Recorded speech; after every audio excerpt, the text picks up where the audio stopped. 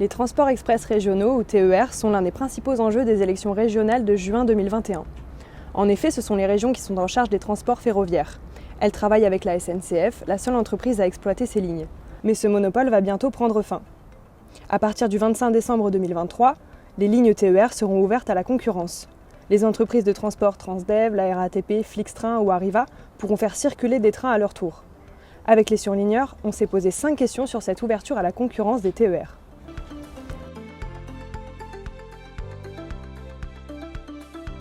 Lorsque vous achetez un billet de TER, vous ne financez en réalité que 12% de son coût d'exploitation. Le reste est payé par des financements publics, l'impôt. Le TER représente ainsi le principal poste de dépense des régions, soit un quart de leur budget.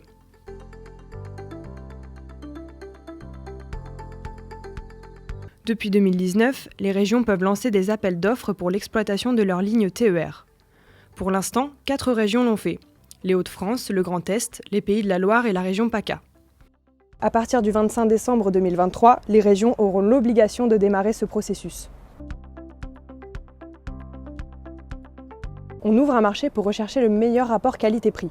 Mais il y a toujours un risque que les régions choisissent les entreprises qui demandent le moins de subventions au détriment de la qualité de service pour les voyageurs. Pour améliorer les services et répondre aux besoins locaux, il faut des infrastructures ferroviaires de qualité. Or en France, elles sont majoritairement vétustes. Il faudrait donc augmenter les financements publics versés à SNCF Réseau, la filiale de la SNCF en charge de l'entretien des infrastructures. Pour accompagner l'ouverture à la concurrence, les régions devront investir dans ces rénovations.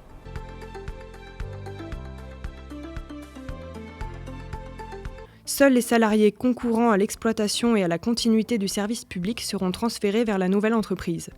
Ce terme flou risque de créer des désaccords. Dans ce cas, ce sera à l'autorité de régulation des transports de trancher. Le nombre de transferts sera déterminé par la SNCF en accord avec les régions.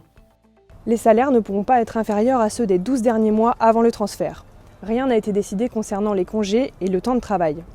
Les partenaires sociaux n'arrivent pas à s'entendre sur la convention collective.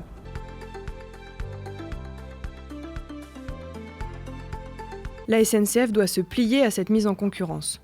Pour que les entreprises puissent préparer leurs offres, elle a l'obligation légale de communiquer les données d'exploitation de ces TER. Toutefois, ce point a déjà fait l'objet d'un différend l'année dernière entre la région Hauts-de-France et l'entreprise. Dans ce cas, c'est à l'autorité de régulation des transports d'intervenir pour régler le problème.